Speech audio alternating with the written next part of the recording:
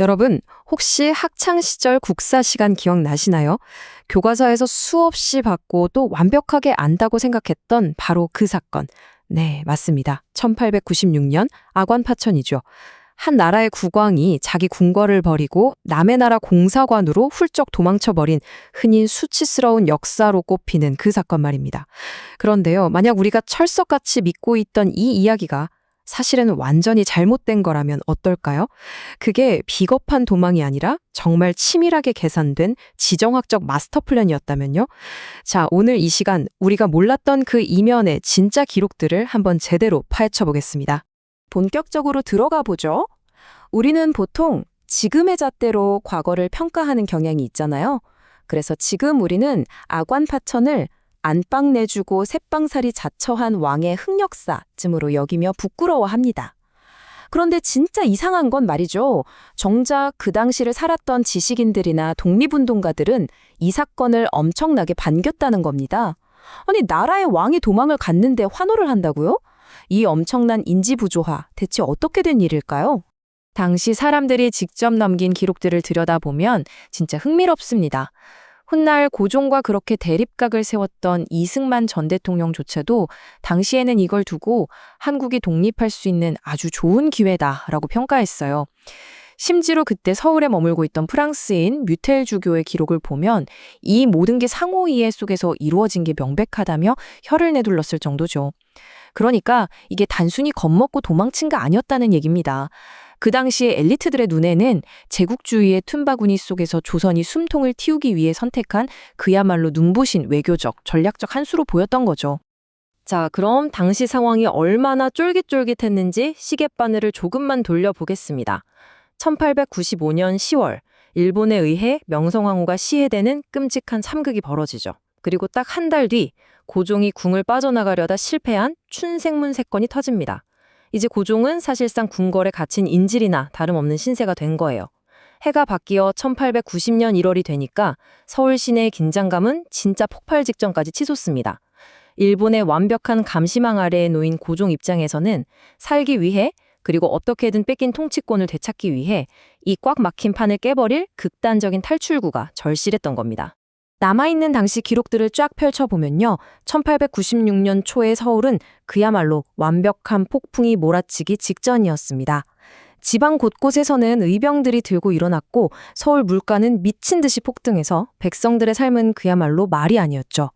사회적인 불안감은 극에 달하고 반일 감정은 하늘 찌르듯이 팽배해진 상황. 아이러니하게도 바로 이 아수라장이 고종과 측근들에게는 판을 완전히 뒤집어버릴 아주 과감한 비밀 작전을 구상할 수 있는 완벽한 무대가 되어줍니다.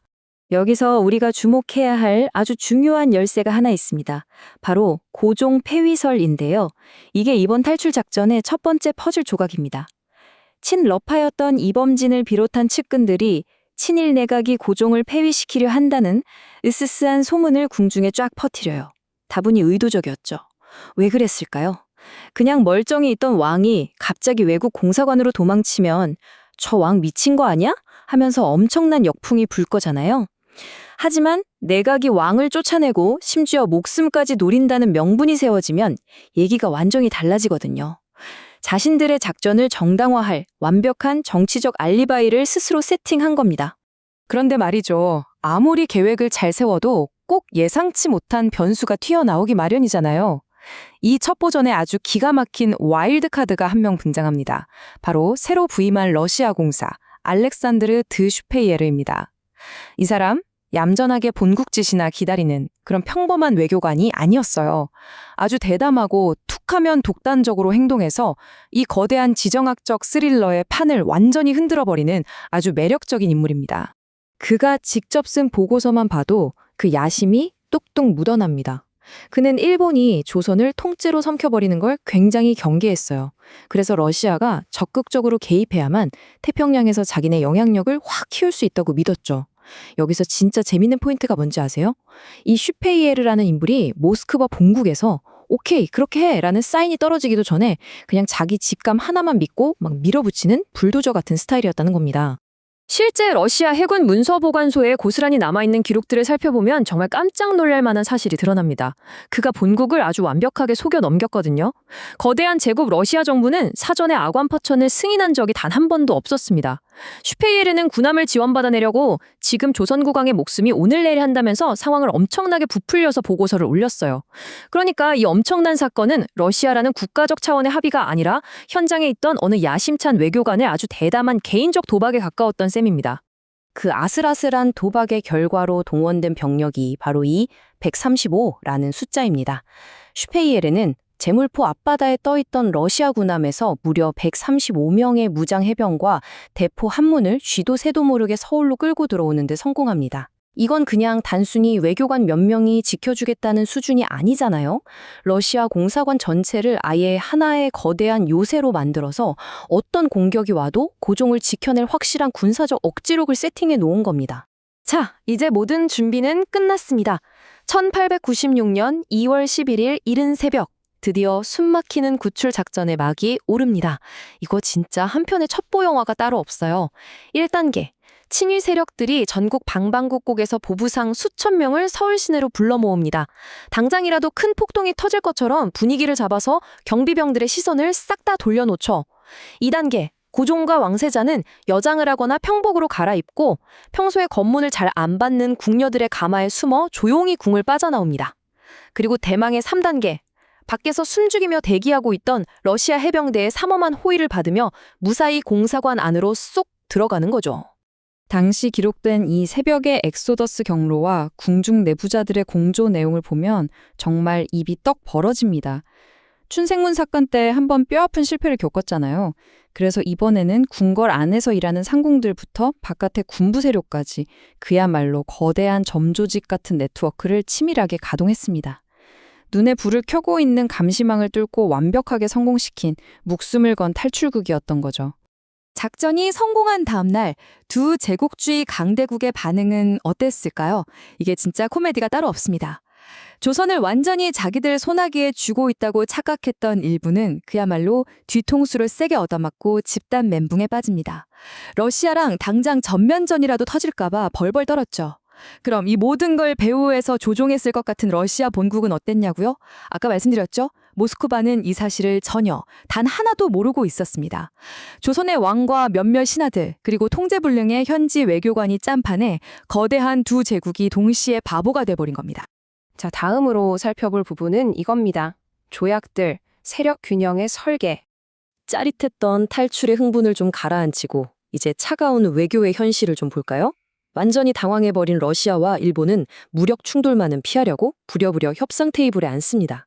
그렇게 맺어진 게 바로 서울 의정서와 모스크바 의정서예요.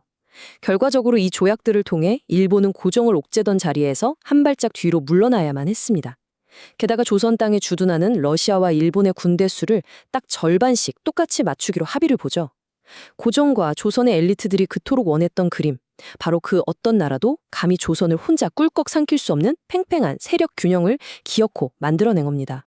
오늘 살펴본 기록들의 핵심을 정리해볼까요? 아관파천은 일본의 식민지 야욕에 급 브레이크를 걸었고 두 강대국이 서로 으르렁거리며 견제하게 만들었습니다.